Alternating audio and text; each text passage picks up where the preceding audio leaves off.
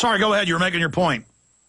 No, that is the point. The point is that we're going to see one catastrophe after another, whether it's man-made natural disaster, financial, environmental. It's all collapsing on itself. And we've noticed historically, for some reason, natural disasters seem to follow times of implosion as well. It's like it takes on its own momentum. There are so many other forces that we don't know about that are interacting to cause a confluence that we're looking at now. That's why we're saying that 2010 is the breaking year. Well, my grandfather told my dad, he wouldn't tell many war stories, about landing in Italy while Vesuvius was exploding, while they were being shot at, because he was in the Army Air Corps, but they were leaving North Africa and actually landing him in the landings with the Germans shooting at him with Vesuvius exploding.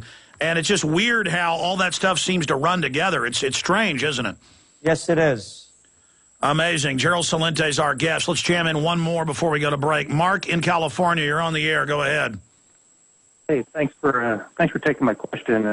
My question revolves around the United Nations Law of the Sea Treaty, and I'm wondering how the Gulf spill will impact the ongoing debate in Congress. And I'll take my answer off there. Thanks, guys. I'm sorry, I didn't hear the... Yeah, say that again. I'm wondering how the law of the sea treaty debate... Yes, law of the sea treaty moving through to turn the oceans over to the UN, which they'll then turn into a giant taxing grid. Gerald Celente is our guest. We'll be right back with him here in just a moment. TrendsResearch.com is the website. He is the leading trends forecaster in the world, and we're very honored that he spends so much time with us. I'm Alex Jones. Day after day. Well, the time goes by very quick when Gerald Celente is our guest. We appreciate him joining us at least once a month. I twist his arm to come on more often because as things get more and more hectic, as the quickening accelerates, he's an invaluable source of information. Let's go ahead and go back to your phone calls. Up next is Greg in Kansas. Greg, you're on the air. Go ahead. Yes, Alex, if I can get straight to my question. Yes. Mr. Celente, could a possible way to mitigate the economic downturn be for communities who have their own currencies focused around silver? You know, it's too complicated, and it's, as I keep hearing about these communities trying to do that, it's not really the issue. The issue is we need a productive capacity. We have to make things. We're 300 million people strong, and they've put it in our minds that we are unable to manufacture and do business with each other. Well, plus humans aren't happy unless they're digging in the dirt or working on things or hammering nails. We're meant to build things. We're meant to pick apples. We're meant to pick figs. We're meant to be out getting chicken eggs. We're supposed to be out there working. Exactly. We've gone from a nation of craftsmen and manufacturers to clerks and cashiers.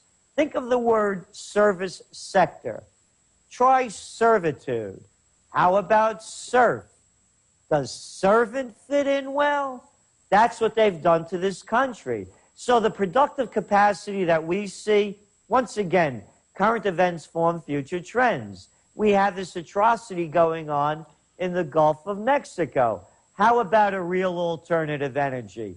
We spent $22 billion in today's currency to develop the atom bomb and build Los Alamos. If they were putting the energy and intelligence into having an alternative energy, that could be the kind Well, Gerald, it's like Raiders of the Lost Ark, as you know. They've got warehouses full of it. MIT, a decade ago, developed a type of cheap solar panel that's just metal that could produce enough power to power every home, you name it, and the World Bank bought it, even though taxpayers paid for it, and isn't letting anybody have it. It is a fact. They are suppressing, as you know, just the Valhalla of energy because they want us dependent on them. Exactly. And the other point is, look what got us out of the 1990s recession. It's simple. It was a productive capacity. The Internet revolution. I mean, here we are on Skype. Look at how the world changed since the mid-1990s. Products were invented, designed, manufactured. And now with cybersecurity, they say every IT person will be government certified. The entire internet and all computers will be under government certification for what you can build. They're creating a new dark age there. They've taken over healthcare. They're taking over the ranches, the farms. They're taking over the Amish. These people are a bunch of crooks. No, they're not. They're fascists. They're fascist crooks. No, I agree with you. It's just unspeakable. Let's jam in one more call. This is just incredible. George in Connecticut, you're on the air. Hi, Gerald. I think an idea I've had. Why don't we have a simulcast with all the free thinkers like Alex and Gary Knoll that you've been on, and the guys that are growing in audience, and that also have an idea. Can you also give us the best battle plans to bring down these bankers and basically short-circuit this possible war they want to? Well, I'll tell you what I'm going to do because we're almost out of Gerald, I know I'm twisting your arm here, but can we go to break and come back with just 5 minutes without calls so you can cover solutions? Because I keep getting emails and calls off air saying solutions. Sure. Okay, great. Let's jam in one more call before we go to break, and we'll come back with 5 minutes of solutions, and I'm getting into other news here because we've got to let Gerald go. He's got work to do. Let's go ahead and talk to Dan in Alberta. Dan, you're on the air. Hey, I'd just like to ask Gerald what he thinks about BP and Goldman Sachs selling their shares during the slower part of the year, and also if he thinks if Guantanamo Bay will finally be moved if Cuba is covered in oil. And thanks for taking my call. You know, that BP issue is very, very significant. And, you know, I don't believe this guy, Tony Hayward, the president, that little slimy cat out there, has sold, what, a couple of 100,000 shares just before all this happened. Yeah, he sold 35% of his stock days before. Goldman Sachs sold 44% of his, record sale. Coincidental. Nobody's that great a speculator.